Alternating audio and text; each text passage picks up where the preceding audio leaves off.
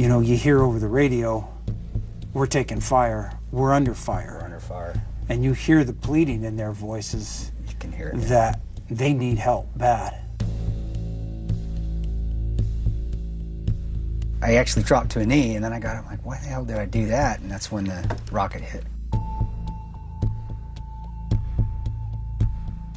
Roan had a machine gun, and he started laying down hay.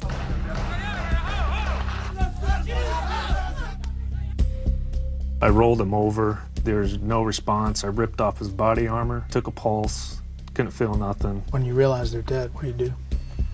I just kind of said a prayer over both of them.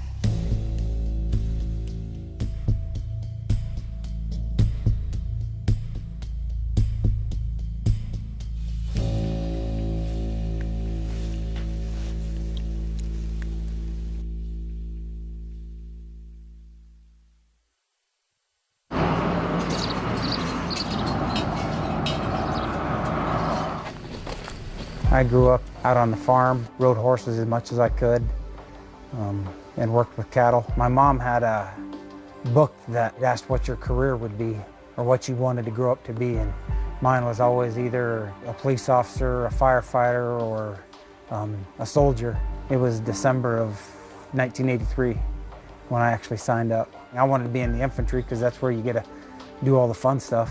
When I got out of the military, I started working as a police officer. And then after that, I picked up a job as chief of police in a small town and then moved on to contracting after that.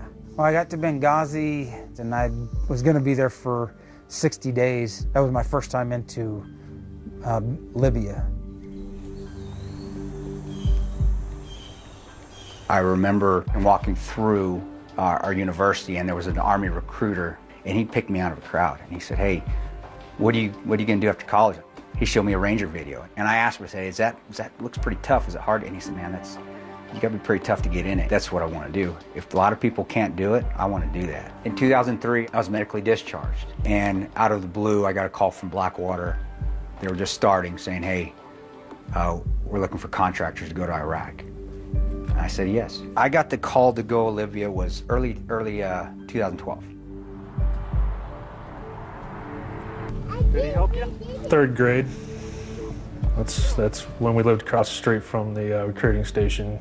I mean, it just kind of kept going there. I chose the Marine Corps because I always hear they're always the toughest guys, so I tried out for the toughest one I could find. Got out actually about 2 months before I got totally bored. I had to go find work. I ended up getting a job in heating and air conditioning. I did that until I got into contracting. The first time that I actually went there to Libya, I went into Tripoli. That was my first trip. And the second time I went back, and the third time, the fourth time, they're all in Benghazi.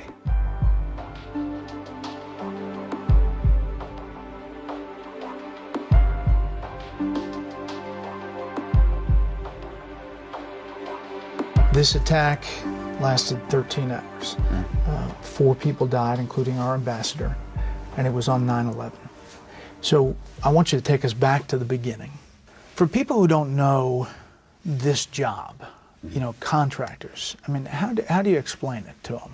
Private security contractors. And for us, it was protection. It was protecting CIA case officers overseas, doing low-profile protection. How did the hierarchy work here? Well, you have the chief of base. He's the main guy who's in charge, and then you have our... Now, that was Bob? Yes.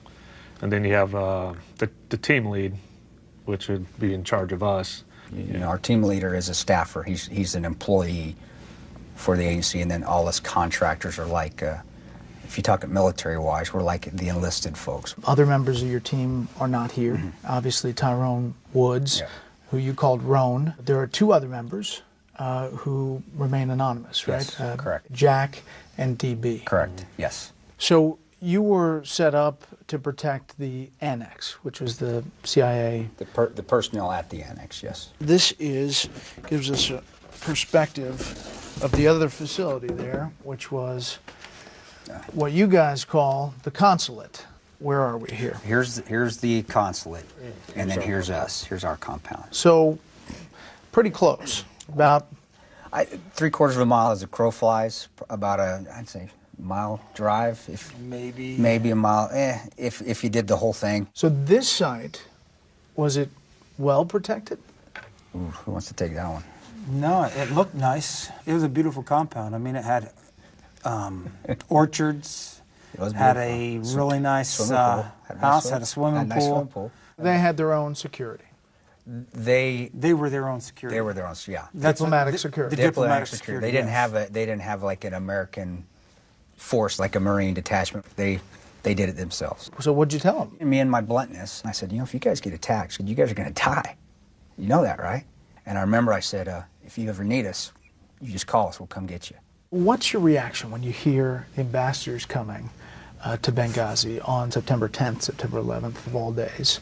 And you were like thinking, there's only 5 guys to protect him, and that's a huge compound. All right, so 9/11 comes. Mm-hmm. Pretty routine day, it Yeah, sounds like. Yeah, it During was. the day?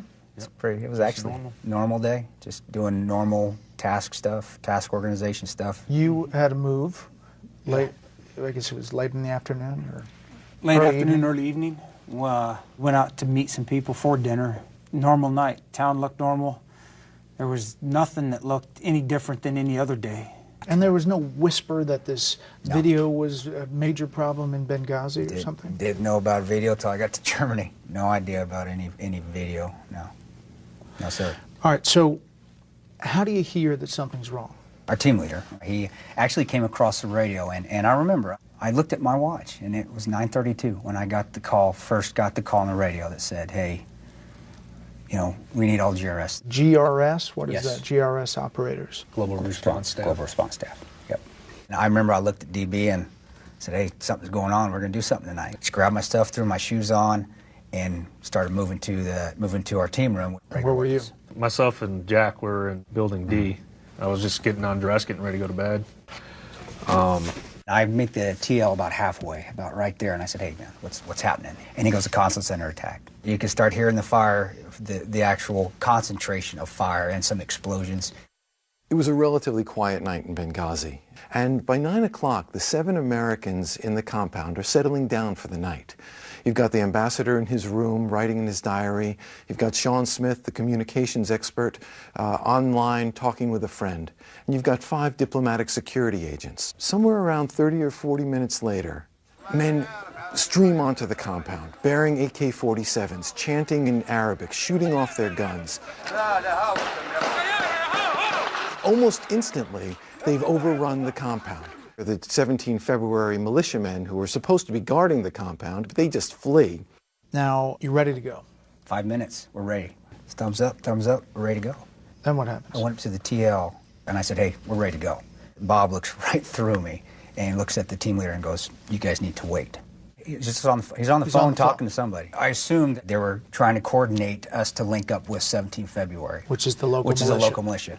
It had probably been 15 minutes, I think, and I got out of the car, and Bob and the team lead were standing on the front porch, and I just said, hey, we need to get over there. We're losing the initiative, And Bob just looked straight at me and said, stand down, you need to wait. We're starting to get calls from the State Department, guys, saying, hey, we're taking fire. We need you guys here. We need help. Yeah, we were talking about it in the cars. On our radios, what the hell's going on? Why are we waiting? Ambassador Stevens and Sean Smith are forced to take refuge in a specially protected area, the safe haven inside the villa. With them is Scott Wickland, a security agent charged with protecting the ambassador. They hide behind a locked gate. Wickland waits in the shadows with a rifle, ready to shoot anyone who tries to enter. The attackers can't get in, but use nearby diesel fuel to set the villa on fire. From beginning to when you're ready to go, thumbs up, you're ready to go out, to the time when you actually pull out, what's that time frame? It's close to 25 minutes. I went up to Bob. I said, hey, we need to go. And got the weight again. And I got in the car, I told the TL, get in the back seat. And looked at Ron. He gave me a thumbs up. I gave him a thumbs up. And we left. And you guys did that pretty much on your own. Yes, we did. We were never given the okay to go. We got the final straw for us to go, at least that's my opinion, and how I felt was where one of the DS agents said, hey, they're starting to light the buildings on fire. You guys need to get here. They used the word stand down. A number of people now, including the House Intelligence Committee, they insist no one was hindered from responding to the situation at the compound. The committee's wording was, quote, there was no stand-down order given to American personnel attempting to offer assistance that evening. So what do you say to that? No, it happened. It happened on the ground. All I can talk about is what happened on the ground that night. To you? To us. To myself twice, and to Tig once. It happened that night. That happened. We were told to wait and stand down. We were delayed 3 times. You asked for support. After I was leaving, I said, well, get us an ISR, which is a UAV, a drone, and get us a Spectre gunship. So the drone would have given you eyes on. above. Yep, giving us and advantage. the AC-130. Support, protection, and firepower. Exactly.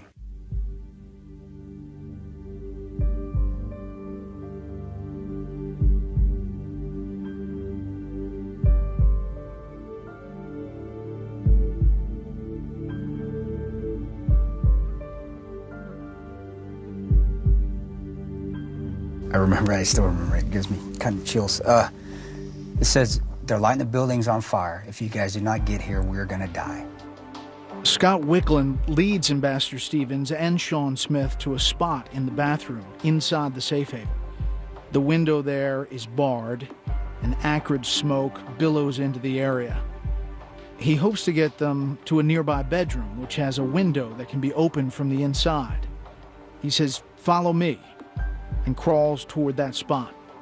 It's dark and smoky, but he makes it to the window. He opens it and drops out. Only then does he realize Stevens and Smith haven't followed. He goes back in several times, but can't find them. Finally, exhausted and choking, he climbs to the roof and radios Alec Henderson and Dave Ubben, 2 security agents elsewhere inside the compound. His message? The ambassador and Sean Smith are missing. Now, Tig, you and Jack and Roan are going the front gate. Yes.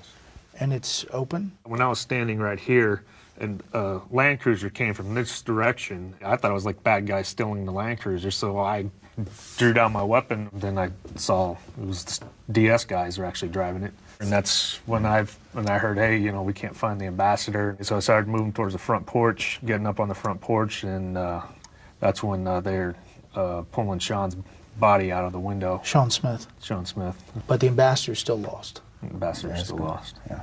Tig, you and Tyrone Woods, Roan, go into the building one of many times, but go in, and there's a moment there. He was saying, hey, I can't find my way out. I could just say, come to my voice, but he almost made another right into where I think it was a dining room, and it was just totally engulfed in flames. I reached out, grabbed him, and said, this way, and we just went out and coughed up a couple lungs. Now, Tanto, you're back here with DB. Yes. I looked at one of the Libyan guards in the back. He goes, Mister, come open the gate, open the gate. So I came back, I opened up the gate, I looked at the commander. I said, when you come through this gate, you close it, you lock it. And I moved forward, and as we find later, that he didn't do that. And we paid for it. We paid for it down the road. You've been there for a while now, and you can't find the ambassador. You've been in multiple times. Yep. Then you hear gunfire from outside the compound. And then rocket-propelled grenade. All of a sudden, a big explosion. Bam. Just huge. Where's it hit? It was over in this area. So it's basically on the other side of where we are all trying to mass and collect and get out. And another explosion goes off, and it's coming from the gate that was left open. And I just started returning fire. I was inside the safe haven. That's when I heard the explosion and the gunfire started cracking off. And what'd you do? I moved from here over to here, crouched all the way down. It was the same time a guy with an RPG moved into the view of the gate, and that's what he was coming up here shooting, and he'd run away, come up here, shoot, run away. And just as he was shooting, I shot him. You shot him, he went down. And then it was just weird. It's like a light switch. Everything stopped. So you guys finally get together. You, give up the search for the ambassador? The team leader, he made the call, and we'd done everything that, Tig had been in that house, Jack had been in the house so many times. The State Department guys had now left the compound. They were gone. They were on their way back to ours. Roan tells him, make sure you take a left. And then in the confusion of the counterattack, Yes. they take a right. Take a right. I said to myself, well, I can't say what I said to myself on camera, but it was, damn, you knuckleheads.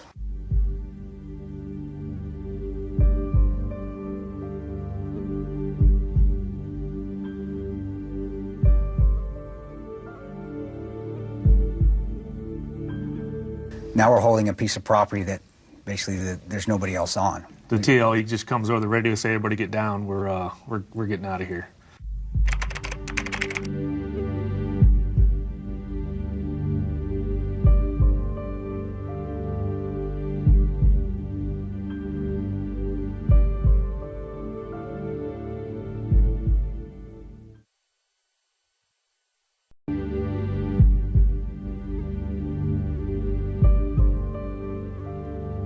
While they were jocking up, Roan calls me on the cell phone, tells me, you need to get back to base and just stay away from the consulate.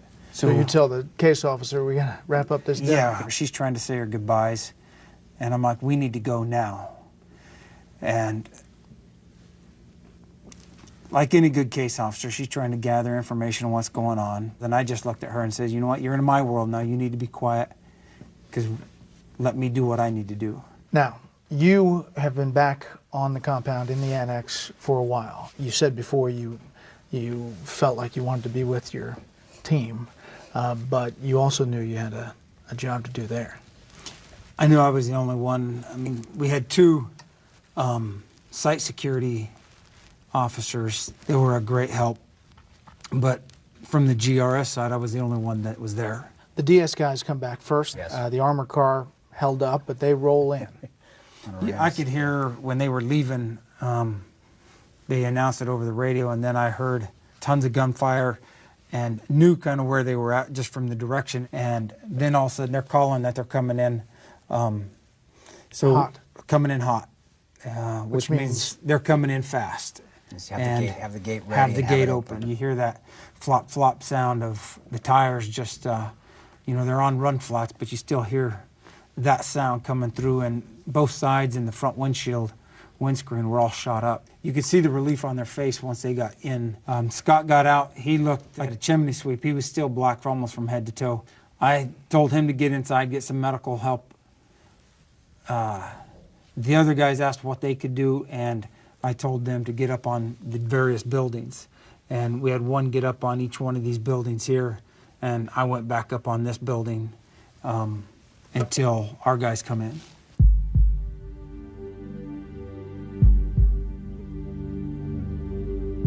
They knew where they needed to go.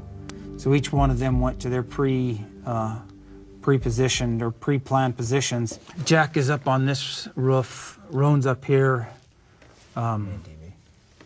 Yeah, Tanto and DB are on. Tanto and DB are here. Tig is over in this corner initially, and I'm over in this corner over here.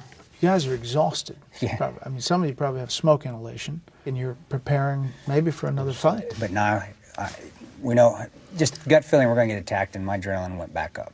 And so Well, it wasn't long after they had showed up, you start hearing tires screeching over in this area. And we started asking over the radio to the TL if Feb 17 is coming over to assist us. And then the response was they're not sure. So we immediately assumed that anything that's coming in is coming in that are bad guys. I asked the status of the Spectre gunship, and the teamer came across the radio and said, hey, you know, checking on it, and that's the last time that I got an actual answer if we're going to get any support or not. I was expecting at least some kind of air support, even if it was just a flyover by a jet or whatever. Sometimes that's all it takes. It gets the bad guys down. And no doubt that would have been nice. I want to put this back up here just so you can describe what's outside the annex that you're most concerned about. The stockyards. You have stockyards, and this is lot of concealment. There's a lot of bushes and small trees in this area, and this is what we call zombie land, basically, this whole area here. Most of the activity we're hearing is coming over from right at this intersection. Yeah, they're starting to stage here in this whole area. This is just a big open parking lot. And here's the house that we're seeing people start to go into that little area. And they can come into here, and it gives them access to our back gate. So you're watching this develop in these cars and the people going into this house that you don't really know if it's bad guys or not. And what's the engagement? You're going to wait till they fire on you?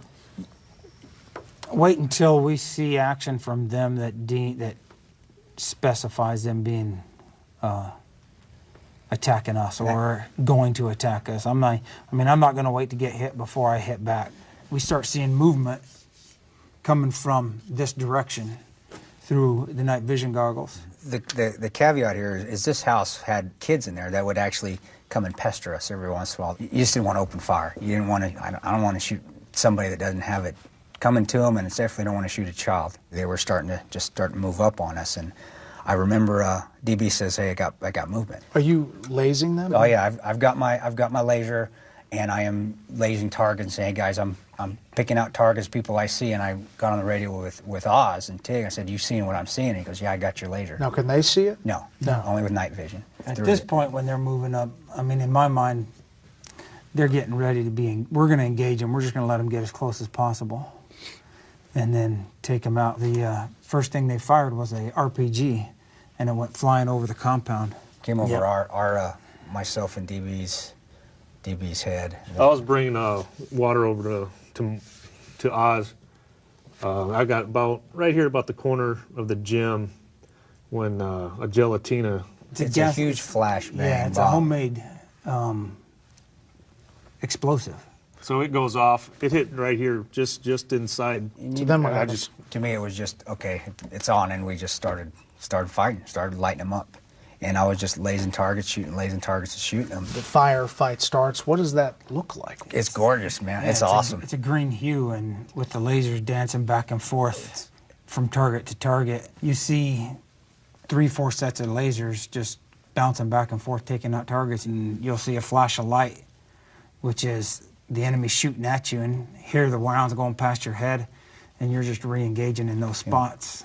Anybody take a hit? Yeah, me and Tig were up on this, in this corner, and they were trying to shoot out the lights, and secondary from one of the rounds hitting the wall, or one of the lights splattered up into my face and cut me across the top of the bridge of the nose. So you push back, you obviously take down a lot of people, and it stops. To me, and that's how I explain it, it's hey, we won that game. All right, good deal. Morale goes up. I think all of us could feel it, that it still wasn't over yet. That was just the probe. That was just they're going to see our defenses, and they're going to be coming back with a bigger force, because that's what we would do. But there's a big break there then. Big break. 2 hours? Yeah. 2.5 hours? Yeah. Mm-hmm.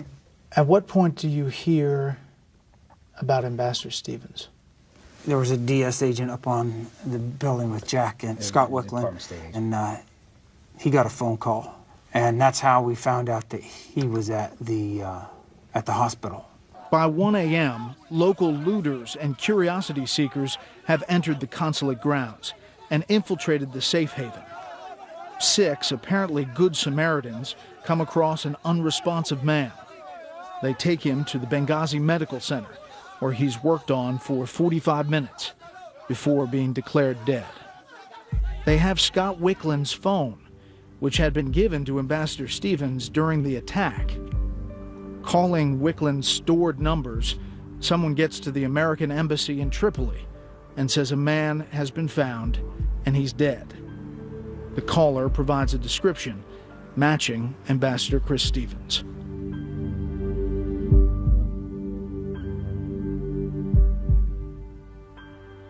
There's a car pulls up and parks right here. A guy comes around from the side of the car, and he's reaching like he's throwing something. And right as he brings his arm back to throw, I engage him. I move and shoot him 2 to 3 times. He goes down, and whatever he threw landed just short of our back gate and exploded, which then engaged. Again, it was the signal. The signal. And this was bigger. I mean, it was a larger force coming through. I mean, there was, I'd say, between 20 cars. And again, we just started engaging the threats as they appeared and taking them out. They were like ducks in a row at a shooting gallery, hitting one guy in the head and dropping. But it's like bursts of fire. But it's not. They were kind of spraying. I mean, they were just constantly spraying. We are doing control bursts. You aim, you shoot. You aim, you shoot. It's not the movies. You don't flip it on fully auto and you go after it because you can't hit anything. You're aiming a single shot, and you're shooting until they turn tail and run. So far you've taken AK fire, you've taken RPGs. Yep. Are you worried that something heavier is coming? Yes. After the second? Second. Yes. You're waiting for a third. Waiting for something bigger.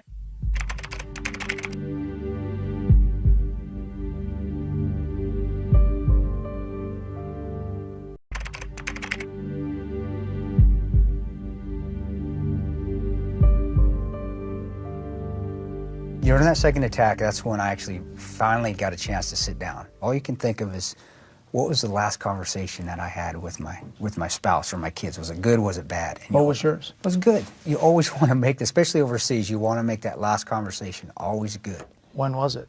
It was the night before.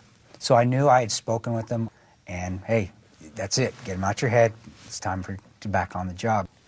Roan had just come back up, and we'd been sitting up there talking, because we both had young kids. Roan had extended, but he was looking forward to going. Yeah, he was looking. That was his last trip. Because he wanted to see getting to see his baby. I had twins. He had twins. Yeah. What's he telling you? Every day and 2 or 3 times a day we would Skype and send photos and videos of the twins. Whenever I was expecting a phone call and didn't get one, that's when you start to worry a little bit. All right, you guys good? We always emailed or talked on the phone, and he would always call around 3, 4 p.m. our time, always. And if he didn't, I knew ahead of time why he wasn't going to be able to call. We'd talk every day, whenever time would allow, and most often the same time every day. If he didn't call me, at the time he was supposed to call me, then, I would begin to worry. That's one of the reasons I'm fighting. It's one of the reasons I'm doing what I do. Not only for the people here, for the family back home, but primarily you're thinking about the team. And that's your family. And their family. And their family, because their family, we're all family now. We're all brothers, and that's the way it is. And, so you're thinking of this family here as much as that family there. Most of the people are staged here in C. I ended up on top of the command center in Building C, with Roan at this point. More cars come by. What happens then? We don't know what they're doing. We don't know if they were guys lost or they were still trying to probe us. And there's a guy with a cell phone. Yeah. He just walked up, cell phone, and walked back. Maybe he was getting GPS coordinates with his phone. Again, it's just another thing in Benghazi. It's eerie. I want to shoot him, but is he just some guy taking a walk? Weird things are still happening that night. We're trying to think that, all right, morale's up, we're out of this, we're good, we fought him off again.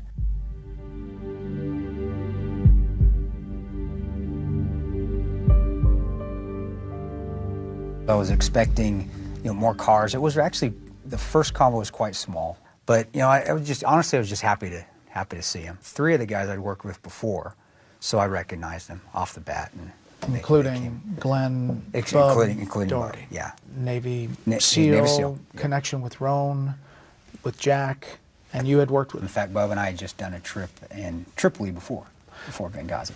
I just knew Bub from contracting. Okay, so they come in, they go to Building C. Mm-hmm. And you guys are still kind of waiting for what's happening. The aircraft that they had wasn't big enough to take us all back.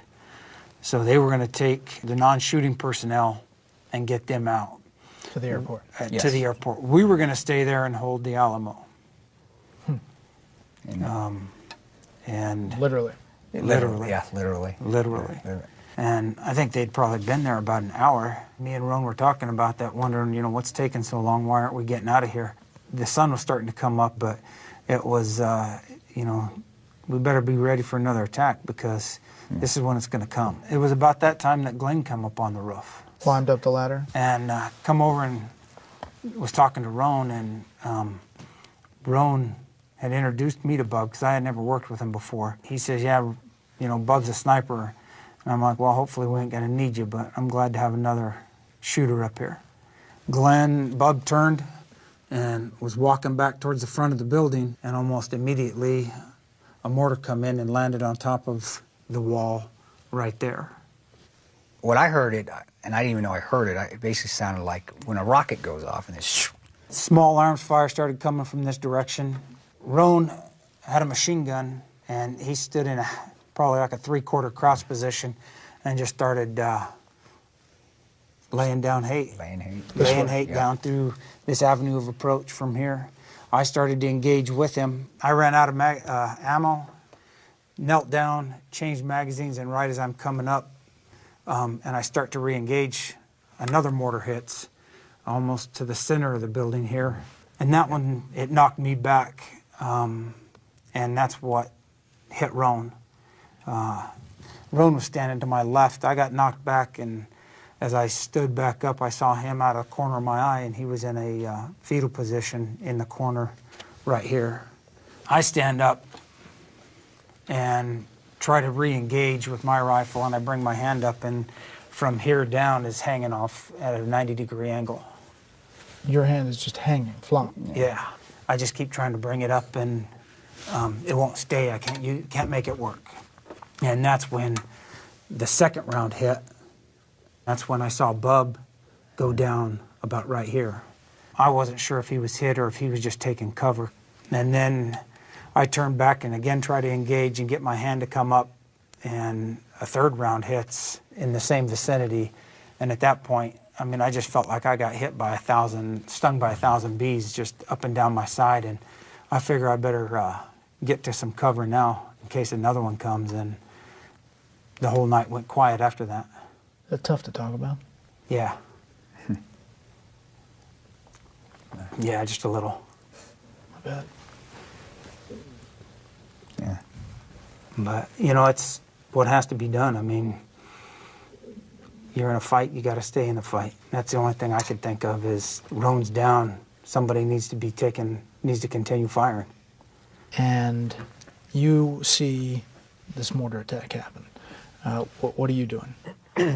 I'm still, I'm over here on Tower 3, still, covering this area. To me, it looked like it hit like right around here.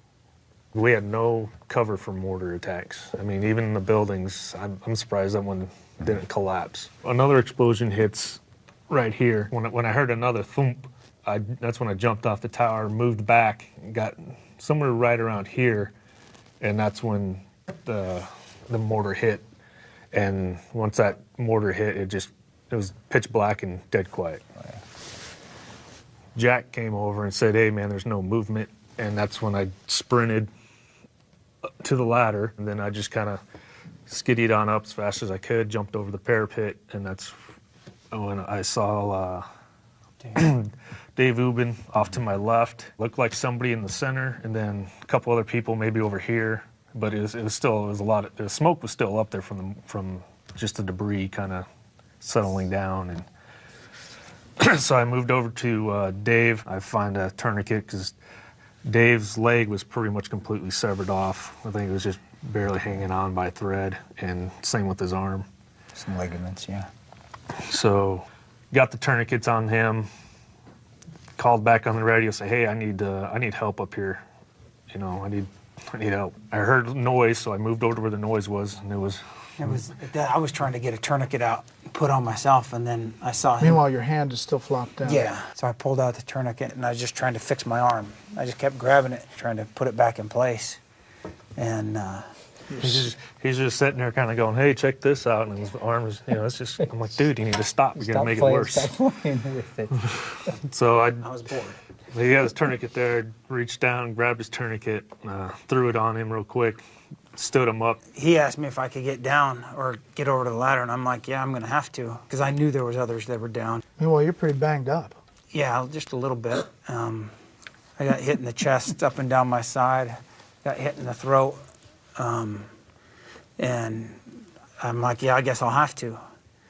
And so I hooked my top arm around the top rung of the ladder and just climbed over and was concentrating on just thinking, if I fall now, I'm going to break my neck and die, and that's the last thing I want to do. So I'm just concentrating on getting my feet on that rung, and sure enough, I slipped, and luckily I had my arm, and I caught myself and pulled myself back up, got down, and then was able to inch my way down the ladder. After I got Oz up and moving, I went straight back to Roan. He was still in the fetal position. I rolled him over. There was no response. I ripped off his body armor and tried to, got that off. Took a pulse. Couldn't feel nothing. Got the flashlight shining in his eyes. No pupil movements. No dilation. Put my ear to his chest and tried to see if his chest was going up and down, if I could hear a heartbeat. There was nothing. So I left him, went over to the other guy. So I did pretty much the same exact thing. Checked him, ripped off his body armor, and there was nothing. Yeah. When you realize they're dead, what do you do? Well, I just kind of said a prayer over both of them. And the quote is, God watch over him, guide him to where he needs to be, take care of his family. Mm-hmm. So after that, I kind of, the D-boys the whole time, they just want to get everybody off the roof. And when I was doing the prayer, I just ignored them, It was like, gathered up everybody's weapons that was left. You got to get the bodies off the roof.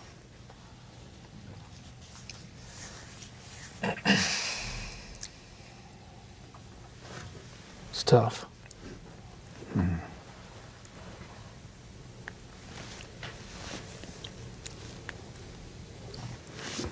The D-boys picked the bodies up and dumped them over the side of the roof.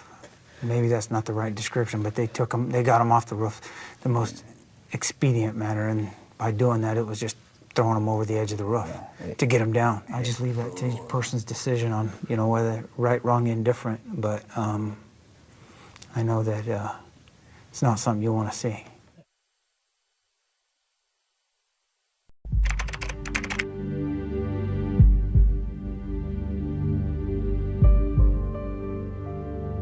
Turned on the news, and there it was. 4 Americans had been dead and 2 were unidentified. And I'm like, he hasn't called me. I tried texting him. I tried calling him. Began to cry, and I just hit my knees and prayed. In past experience, if I start panicking right away, then I just get myself worked up. So I just tried to not worry about it. And I thought, well, I'll hear from him in the morning or the next evening. There was a ticker on the bottom of whatever news channel it was, and it said something to the effect that there was an attack on the Annex in Benghazi. And my heart dropped, and I'm like, gosh, how am I going to tell the kids?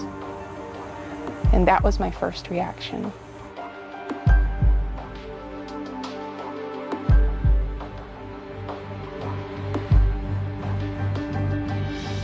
Let me take you to when the bigger convoy arrives. Yeah. They finally get there. It's like 50 cars. Yeah. There's technicals, which are the big mounted machine guns. It was a mean convoy. Remember the first vehicle coming in? I had my gun on him. I had eyes on. I mean, right at his head. And I just reached my hand off with my offhand, and I went like this, and he reached out the car and did a big smile. And one thing that we've learned on these jobs is you have to know how to read people. But is there a part of you guys that looked at that convoy and said, where was that? Yeah. Where was that before? Yes, I mean, I did. I'm like, where the hell were these guys? Where were they? Hours ago. Exactly. You get everybody mounted up. You're driving to the airport in this massive convoy, but still probably worried about attacks on the way. Sure. You get there, and there's another confrontation. Between the militias, yeah. Our militia and then whoever militia was controlling the airport. And we were the bigger militia, so we got through. You have a smaller airplane. It's not exactly big for everybody. Load you guys up. Or you walk on. They started to pull me off, and I'm like, I walked into Benghazi, I'm going to walk out of here. And I get up, slide to the edge and stand up. There's still blood dripping down my arm, and because it was a private jet, there was a flight attendant, and her eyes just get as big as saucer plates, and she's laying towels down because she's worried about her boss's airplane getting messed up. And then they bring in Dave, and he was in and out of consciousness throughout the flight. And somewhere in between that, somebody's clearing their gun, their pistol. In the plane. Yeah. In the plane, and a round goes off. And the pilot is, he wasn't gonna take off till they could confirm that whether or not the fuselage had been breached. But they figured it out. It had lodged against one of the seat posts and didn't penetrate anything. Dave Ubben, he was bleeding out. If there was another delay, He probably wouldn't have made it because he was down to about as much blood as a person could lose before they die. you're taking off in the plane. The rest of you guys are going to wait for the next plane. Yes. With the bodies and Yes. then eventually the body of Ambassador Stevens. Yes. I didn't answer it on the first ring. It rang a couple times because I wasn't sure who it was going to be. If it was going to be him or if it was going to be some, you know, representative informing me of what had happened. I took a deep breath and I listened and I just said, okay, and I love you. And I probably didn't sleep much that night. It was really brief. He just said, I'm okay, everything is okay, and click, he hung up. So it was super quick. Finally, it was about 5 o'clock in the afternoon. A nurse from Lonsdale had called and said that he had arrived there, and so I was just like I could breathe. And just thank God. Would you do it all over again? Yes. Mm-hmm. Definitely. I'd be there. That's just the way we are. We run to it. We're not running away from it. How often do you get back to this 13 hours? Do you think about it a lot? Every day you think about it. There ain't a day that you don't. I mean, I'm reminded of it every time I go to grab something. With your hand? Yeah, because I still don't have full use of it. Probably never will have full use of it. I mean, so it is a reminder, but it reminds me of the honor of fighting with guys like Tig and Tanto and Roan and Bub and Jack and DB. Very few times in your life will you get to form a bond like this, and most of the time it's done in situations that suck. But you know, I wouldn't give it up. When you see all of the back and forth that has happened over the past roughly 2 years, what do you think about all the political battle and that sort of thing? You can't get it wrapped up in it, because we're not politicians. You know, we're contractors, we're soldiers, we were Marines, Rangers. We still are. You know, we'll always be. So leave that to the politicians. I can't speak for why a politician did this or why a politician did that. All I can speak for is what we went through that night and what happened. If I gave you that 30 minutes back and I gave you some air power, would Ambassador Stevens and Sean Smith be alive today? Yes. To me, if without the delay, they would still be alive. My gut is yes. You in on that? I'd strongly believe if we'd have left immediately, they'd still be alive today. I think there's a lot of things could have been different. I mean, air power, if we had some air support, if they'd have sent somebody in. The Spectre, in my opinion, can see heat signatures, and you know, they would be able to see the mortar team. They would be able to see the mortar team setting up. Which means that Roan and Bub would be alive. Would it have improved our chances? Oh, heck yeah.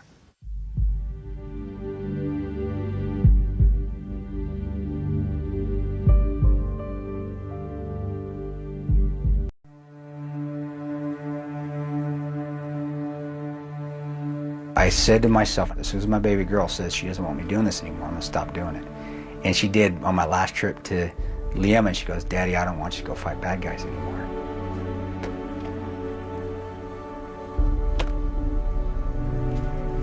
Granted, I still miss the guys. I miss going overseas. But every night when I go upstairs and I get to kiss my kids goodnight, it all dissipates.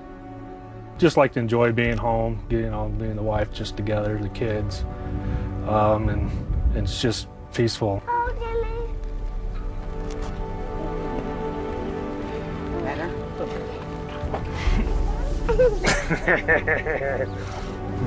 Is that fun? Yes. Wanna do it again? Not having my thumb that opposes, it's very difficult to pick things up. And it's one of those things you don't really think about until you don't have it anymore.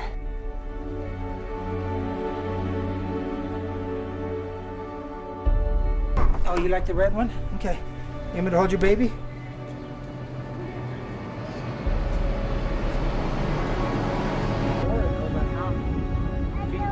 Down there? Yeah. $1.25. Thank you, Lord, for this food. And we just thank you that we're here with our friends.